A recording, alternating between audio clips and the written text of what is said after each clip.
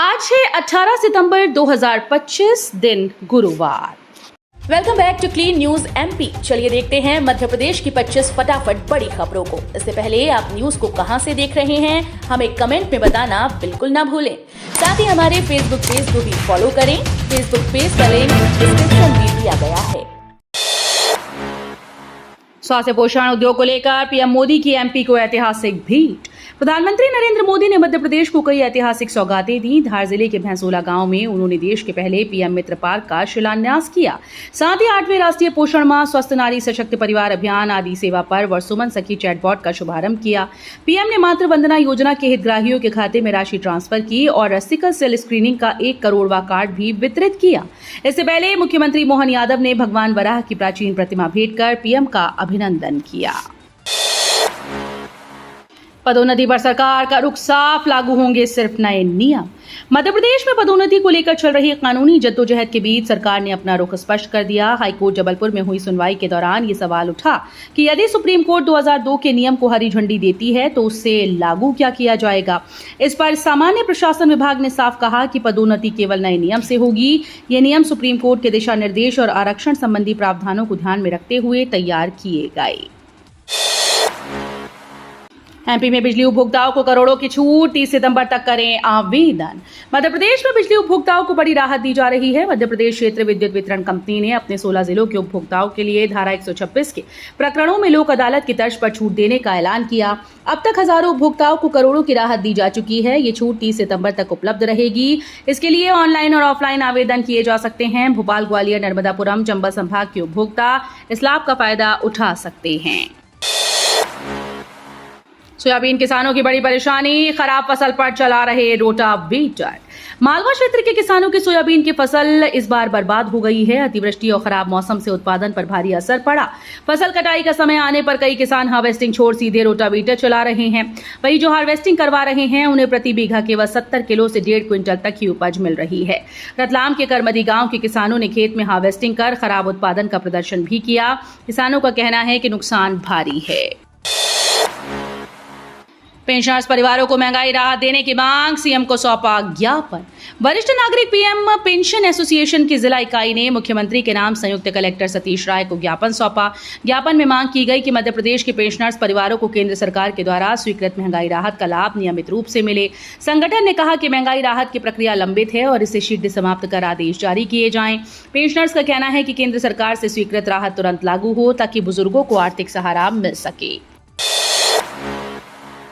AIIMS Bhopal में शुरू होंगे 3 नए विभाग। राजधानी भोपाल स्थित एम्स में जल्द ही रूमेटोलॉजी, क्रिटिकल केयर और मेडिकल जेनेटिक्स जैसे 3 नए विभाग शुरू होने जा रहे हैं।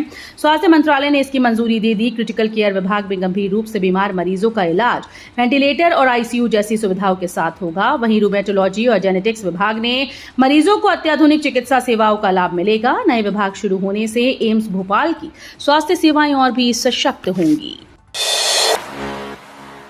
ग्वालियर को लो वोल्टेज की समस्या से राहत, 412 सब स्टेशन पर लगे कैपेसिटर बैंक। ग्वालियर समेत प्रदेश भर में बिजली उपभोक्ताओं को लो वोल्टेज की समस्या से अब राहत मिलेगी। एमपी पावर ट्रांसमिशन कंपनी ने 417 extra high tension sub station में से 412 पर कैपेसिटर बैंक स्थापित कर दिए हैं। इन बैंकों की मदद से वोल्टेज स्थिर रहेगा। बार बार उपकरण खराब होने की परेशानी खत्म हो जाएगी। ऊर्जा मंत्री प्रद्युम्न सिंह तोमर ने कहा कि इस कदम से ट्रांसमिशन सिस्टम मजबूत होगा और उपभोक्ताओं को पहले से बेहतर बिजली आपूर्ति मिलेगी। इंदौर में नायता मुंडला से चलेगी बस सेवा, नौलखा स्टैंड होगा शिफ्ट। इंदौर में नायता मुंडला बस स्टैंड से बसेस का संचालन अब जल्द शुरू होगा। हाईकोर्ट ने बस संचालकों की याचिका खारिज कर दी, जिससे नौलखा बस स्टैंड को शिफ्ट करने का रास्ता साफ हो गया। कोर्ट ने 3 इमली बस स्टैंड को स्थानांतरित करने की याचिका भी खारिज कर दी। फरवरी 2023 में क्षेत्रीय परिवहन प्राधिकरण ने नायता मुंडला आईएसबीटी को अधिसूचित किया था और नौलखा बस स्टैंड को गैर अधिसूचित घोषित किया था। इससे यातायात व्यवस्था और यात्रियों को बड़ी राहत मिलेगी। मऊ में मदरसे के बच्चों से पूछताछ कर बवाल, हिंदू मुस्लिम समाज में झड़प। मऊ के कोतवाली थाना क्षेत्र में बाहर से आए मदरसे के बच्चों से पूछताछ करने पर विवाद खड़ा हो गया। स्थानीय लोगों ने बच्चों से नाम, पता, आधार कार्ड मांगा। तभी मुस्लिम समुदाय के लोग मौके पर पहुंच गए और कारण पूछा। देखते ही देखते दोनों पक्ष आमने सामने आ गए और नारेबाजी शुरू हो गई। वाद विवाद के बीच झड़प भी हुई, जिसके बाद दोनों पक्ष थाने पहुंचकर घेराव करने लगे। पुलिस ने समझाइश देकर मामला शांत कराया। दोनों ओर से एफआईआर दर्ज की। भोपाल में नए साल से दौड़ेंगी 100 ई बसेस, मिलेगी राहत। भोपाल की सार्वजनिक परिवहन व्यवस्था को बड़ा सहारा मिलने जा रहा है। नए साल में नगर निगम 100 ई बसेस सड़क पर उतरेगा। फिलहाल 250 बसेस के ठप्प होने से यात्रियों को दिक्कत हो रही थी। पहले चरण में पीएम ई बस सेवा के तहत 100 बसेस आएंगी, जिनके लिए बैरागढ़ और कस्तूरबा नगर में डिपो बनाए जा रहे हैं। दूसरे चरण में 95 और बसेस मिलेंगी। इनके डिपो आरिफ नगर और कोलार में बनेंगे। इससे राजधानी की पब्लिक ट्रांसपोर्ट व्यवस्था को नई रफ्तार मिलेगी। जबलपुर में मां शब्द पर तैयार हो रहा जंगल। नमो उपवन में लगाए गए 6,900 पौधे। जबलपुर में नर्मदा किनारे नमो उपवन के नाम से खास जंगल तैयार किया जा रहा है। 26,000 वर्ग फीट क्षेत्र में मां शब्द को आकार देते हुए मियावाकी पद्धति से अब तक 6,900 पौधे लगाए जा चुके हैं। पहाड़ी पर सफेद रंग से लिखे मां शब्द को दूर से साफ देखा जा सकता है। इस उपवन को जनपद पंचायत बरगी ने तैयार किया है। ये नर्मदा परिक्रमा करने वाले श्रद्धालुओं के लिए आश्रय स्थल बनाया जा रहा है। यह अनोखा जंगल शहर की शान बढ़ाएगा। शिवपुरी में लंपी वायरस का खतरा, अलर्ट पर पशु चिकित्सा विभाग। शिवपुरी जिले में लंपी वायरस ने फिर से दस्तक दी है। कई गांव में पशुओं में रोग के प्रारंभिक लक्षण पाए गए। इसे देखते हुए पशु चिकित्सा विभाग अलर्ट मोड पर आ गया। सैंपल जांच के लिए भेजे गए। प्रशासन ने 25,000 वैक्सीन जिले में पहुंचाई। उप संचालक डॉक्टर LR शर्मा ने बताया कि वैक्सीनेशन का काम शुरू कर दिया गया। पशुपालन विभाग का प्रयास है कि समय रहते रोकथाम की जाए और पशुओं की सुरक्षा सुनिश्चित हो। वन विभाग ने कुनबा बढ़ाने को धीरा को किया शिफ्ट। मध्य प्रदेश के मंदसौर जिले स्थित गांधी सागर वन अभ्यारण्य में पहली मादा चीता धीरा को शिफ्ट किया गया है। धीरा को श्योपुर के कूनो नेशनल पार्क से लाया गया। वन विभाग ने प्रजनन और कुनबा बढ़ाने के उद्देश्य से यह कदम उठाया। 5 महीने पहले यहां नर चीते प्रभास और पावक को छोड़ा गया था। धीरा जैसे ही पिंजरे से बाहर निकली, खुले मैदान में दौड़ लगाने लगी। अभी उसे अलग बाड़े में रखा गया है। बाद में नर चीतों के साथ छोड़े जाने की तैयारी है। गैर हिंदुओं का आना सख्त मना है। कुबेरेश्वर धाम में लगा बैनर चर्चा में। मध्य प्रदेश के सीहोर जिले स्थित कुबेरेश्वर धाम में एक विवादित बैनर चर्चा का विषय बना हुआ है। बैनर पर लिखा है, गैर हिंदुओं का आना सख्त मना है। कथावाचक पंडित मोहित पाठक ने इस पर बयान देते हुए कहा कि गाय खाने वालों को हमारे मंदिरों और धामों में आने की आवश्यकता नहीं।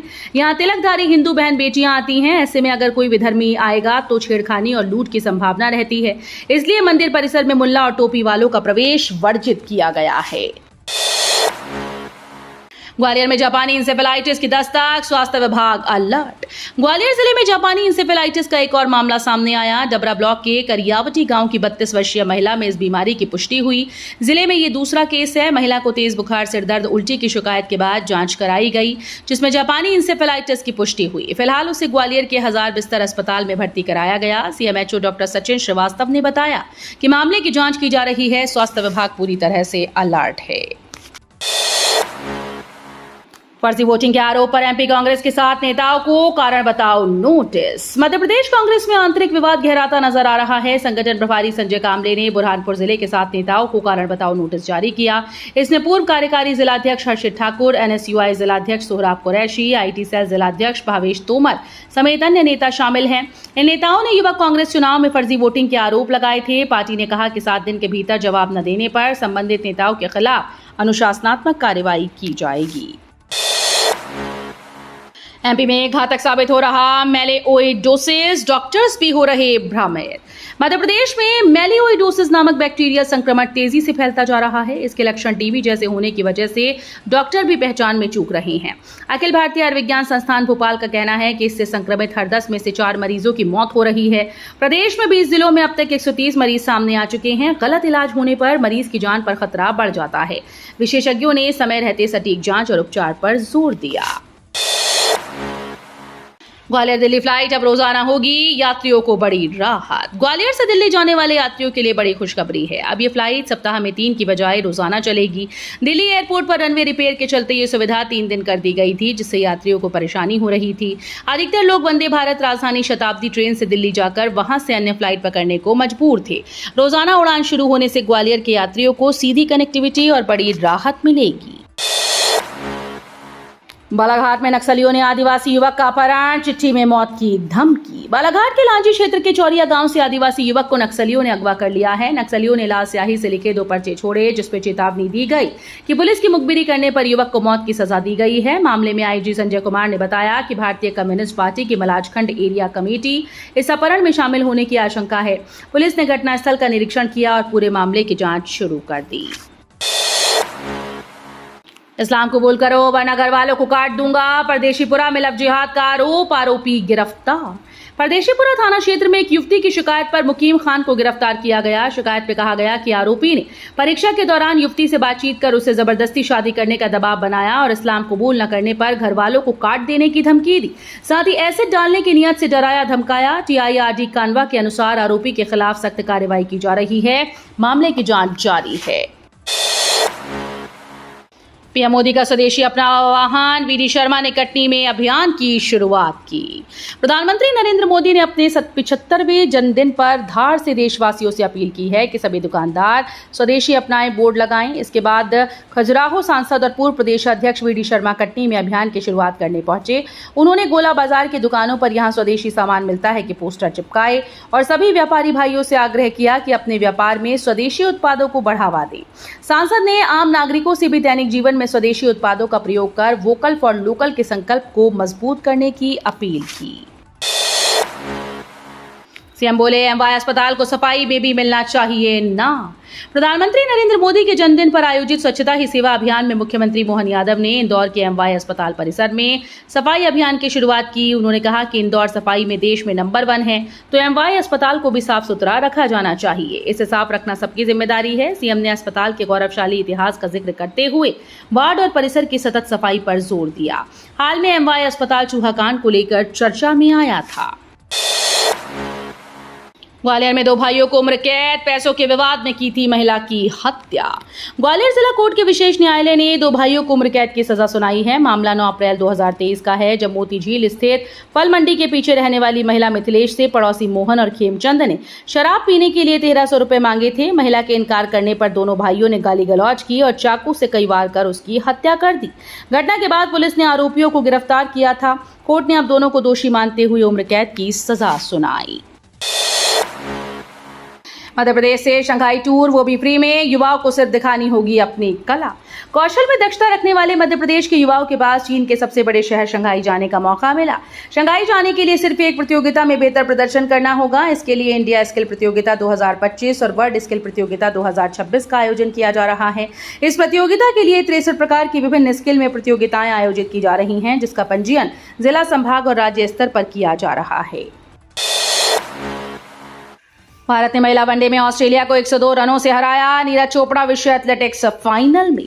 मोहाली में खेले गए दूसरे वनडे में भारतीय महिला टीम ने ऑस्ट्रेलिया को 102 रनों से हराकर वनडे इतिहास रच दिया। यह अंतर ऑस्ट्रेलिया की अब तक की सबसे बड़ी हार है और 13 मैचेस की जीत का सिलसिला टूटा। वहीं एशिया कप में पाकिस्तान ओपनर सैम अयूब लगातार 3 मैचेस में 0 पर आउट हुए। जापान के टोक्यो में चल रही वर्ल्ड एथलेटिक्स चैंपियनशिप में भारत के javelin thrower Neeraj Chopra final में पहुंचे। क्वालिफायर में उन्होंने अपनी पहली कोशिश में 84.85 मीटर का थ्रो फेंका।